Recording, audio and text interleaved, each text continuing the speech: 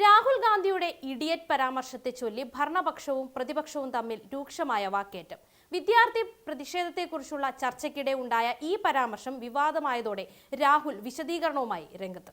ലോക്സഭയിൽ രാഹുൽ ഗാന്ധിയുടെ ഇഡിയറ്റ് എന്ന പരാമർശം വലിയ രാഷ്ട്രീയ വിവാദത്തിന് വഴിവെച്ചിരിക്കുകയാണ്. ഭരണപക്ഷവും പ്രതിപക്ഷവും തമ്മിൽ ശക്തമായ വാക്കേറ്റം നടന്നു. തുടർന്ന് സഭാ നടപടികൾ തടസ്സപ്പെടുകയും സഭ പിരിച്ചുവിടേണ്ട സാഹചര്യം ഉണ്ടാവുകയും ചെയ്തു. എന്നാൽ രാഹുൽ ഗാന്ധി പറയുന്നത് മറ്റൊന്നാണ്. ഞാൻ ആരെയും വിഡ്ഢിയെന്ന് വിളിച്ചിട്ടില്ല, വിദ്യാർത്ഥികളുടെ വികാരമാണ് സഭയിൽ പറഞ്ഞത് എന്നാണ് രാഹുലിന്റെ വിശദീകരണം. ചോദ്യപേപ്പർ ചോർച്ചയുമായി ബന്ധപ്പെട്ട വിഷയമാണ് ലോക്സഭയിൽ ചർച്ചയായത്. ഈ വിഷയത്തിൽ രാജ്യത്തിന്റെ വിവിധ ഭാഗങ്ങളിൽ വിദ്യാർത്ഥികൾ പ്രതിഷേധം നടത്തി. ഡൽഹിയിലെ ജന്തർ മന്ദറിലും വലിയ പ്രതിഷേധം നടന്നു. ഈ പ്രതിഷേധത്തെക്കുറിച്ച് സംസാരിക്കവെയാണ് ലോക്സഭയിലെ പ്രതിപക്ഷ നേതാവ് രാഹുൽ ഗാന്ധി വിദ്യാർത്ഥികളെ അഭിനന്ദിച്ചത്. വിദ്യാർത്ഥികളുടെ പ്രതിഷേധം വെറും ദേഷ്യമോ അക്രമമോ അല്ലെന്നും രാജ്യത്തെ യുവാക്കളുടെ യഥാർത്ഥ വികാരങ്ങളുടെ പ്രകടനമാണെന്നും രാഹുൽ പറഞ്ഞു. യുവാക്കൾക്ക് ഭാവിയെക്കുറിച്ചുള്ള ആശങ്കകളാണ് പ്രതിഷേധത്തിന് കാരണമെന്നും രാഹുൽ അഭിപ്രായപ്പെട്ടു. ഇതിനുശേഷം പ്രസംഗത്തിനിടെ രാഹുൽ ഗാന്ധി BJP നേതാക്കളോടും ഒരു നിർദ്ദേശം മുന്നോട്ട് വെച്ചു. സ്വന്തം മക്കളോട് ഈ സമരങ്ങളെക്കുറിച്ച് സംസാരിച്ചാൽ പ്രതിഷേധിക്കുന്ന വിദ്യാർത്ഥികളോട് അവർക്ക് സഹാനുഭൂതി ഉണ്ടെന്ന് മനസ്സിലാക്കാൻ കഴിയും എന്നാണ് രാഹുൽ പറഞ്ഞത്. ഇന്ത്യയിലെ യുവജനങ്ങളുടെ ശബ്ദത്തെ എല്ലാ രാഷ്ട്രീയ പാർട്ടികളും ബഹുമാനിക്കണമെന്നും രാഹുൽ ഗാന്ധി ആവശ്യപ്പെട്ടു. പ്രസംഗത്തിനിടെ രാഹുൽ ഗാന്ധി ഒരു വിദ്യാർത്ഥിയുടെ വാക്കുകൾ സഭയിൽ ഉദ്ധരിച്ചു. ആ വിദ്യാർത്ഥി പറഞ്ഞത്, ഞങ്ങളെ ആരും കേൾക്കുന്നില്ല, ഇഡിയറ്റുകൾ മാത്രമാണ് ഞങ്ങളെ അവഗണിക്കുന്നത് എന്ന തരത്തിലായിരുന്നു. ഈ വാക്കുകൾ സഭയിൽ പറഞ്ഞതോടെ ഭരണപക്ഷ അംഗങ്ങൾ ശക്തമായി പ്രതിഷേധിച്ചു. രാഹുൽ ഗാന്ധി ഭരണപക്ഷത്തെ ഇഡിയറ്റുകൾ എന്ന് വിളിച്ചുവെന്നാണ് അവരുടെ ആരോപണം. അതിനുശേഷം സഭയിൽ വലിയ ബഹളമുണ്ടായി. പ്രതിഷേധം ശക്തമായതോടെ രാഹുൽ ഗാന്ധി ഉടൻ തന്നെ വിശദീകരണം നൽകി.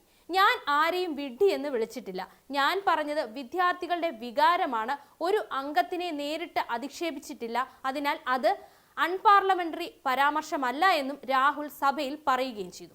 കൂടാതെ BJPക്ക് സംസാരിക്കണമെങ്കിൽ ഞാൻ വായ അടച്ചിരിക്കണമെന്നും രാഹുൽ പ്രതികരിച്ചു. ഈ പരാമർശവും സഭയിൽ വീണ്ടും പ്രതിഷേധത്തിന് കാരണമായി. തുടർന്ന് രാഹുൽ ഗാന്ധി വിദ്യാഭ്യാസ മേഖലയെക്കുറിച്ചും വിമർശനം ഉന്നയിച്ചു. വിദ്യാഭ്യാസ മന്ത്രാലയത്തെ നിയന്ത്രിച്ചത് വിദ്യാഭ്യാസ മന്ത്രി ധർമ്മേന്ദ്ര പ്രധാൻ അല്ല, യഥാർത്ഥത്തിൽ വിദ്യാഭ്യാസ രംഗത്ത് തീരുമാനങ്ങൾ എടുത്തത് RSS ആണ് എന്നാണ് രാഹുൽ പറഞ്ഞത്. കേന്ദ്ര സർവകലാശാലകളിൽ RSS ആശയമുള്ളവരെ വൈസ് ചാൻസലർമാരായി നിയമിച്ചുവെന്നും രാഹുൽ ആരോപിച്ചു. കൂടാതെ രാഹുൽ ഗാന്ധി പ്രസംഗത്തിൽ RSSനെതിരെയും വിമർശനം നടത്തി.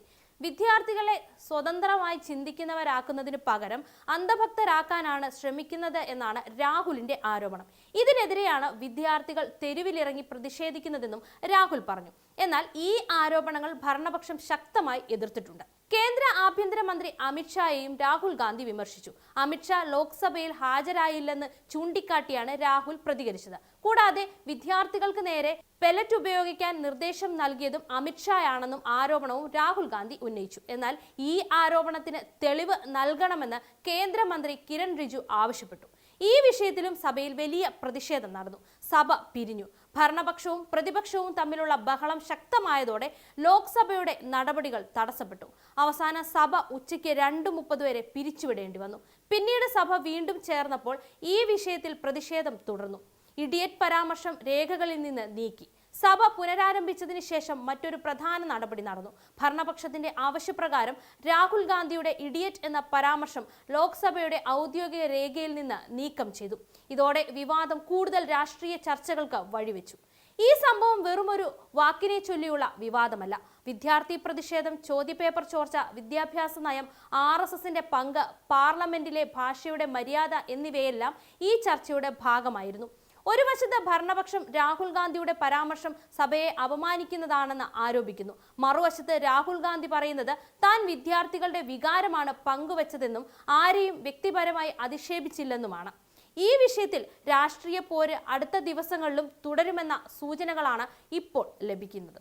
രാഹുൽ ഗാന്ധിയുടെ പ്രസംഗവും അതിനെ തുടർന്നുണ്ടായ വിവാദവും രാജ്യത്തിന്റെ വിദ്യാഭ്യാസം, യുവജനങ്ങളുടെ പ്രതിഷേധം, പാർലമെന്റിലെ ചർച്ചകളുടെ നിലവാരം എന്നിവയെ വീണ്ടും ദേശീയ ചർച്ചയാക്കി മാറ്റിയിരിക്കുകയാണ്.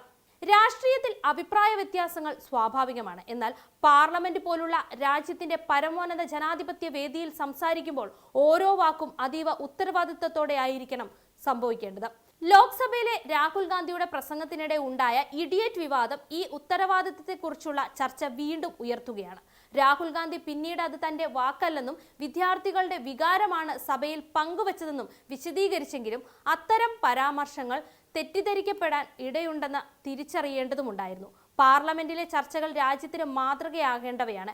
അതിനാൽ വിവാദങ്ങൾക്ക് വഴിവെക്കുന്ന ഭാഷയ്ക്ക് പകരം വ്യക്തവും സംയമനപരവുമായ ഭാഷ ഉപയോഗിക്കേണ്ടത് പ്രതിപക്ഷ നേതാവെന്ന നിലയിൽ രാഹുൽ ഗാന്ധിയുടെ ഉത്തരവാദിത്തമായിരുന്നു. അതുപോലെ തന്നെ RSSനും കേന്ദ്ര സർക്കാരിനുമെതിരെ ഗുരുതര ആരോപണങ്ങൾ ഉന്നയിക്കുമ്പോൾ അവയെ ശക്തമായ തെളിവുകളോടെ അടിസ്ഥാനത്തിൽ അവതരിപ്പിക്കേണ്ടതും അനിവാര്യമായിരുന്നു. രാഷ്ട്രീയ വിമർശനം ജനാധിപത്യത്തിന്റെ ഭാഗമാണെങ്കിലും തെളിവുകളില്ലാത്ത ആരോപണങ്ങൾ രാഷ്ട്രീയ സംഘർഷം വർദ്ധിപ്പിക്കാനേ സഹായിക്കും.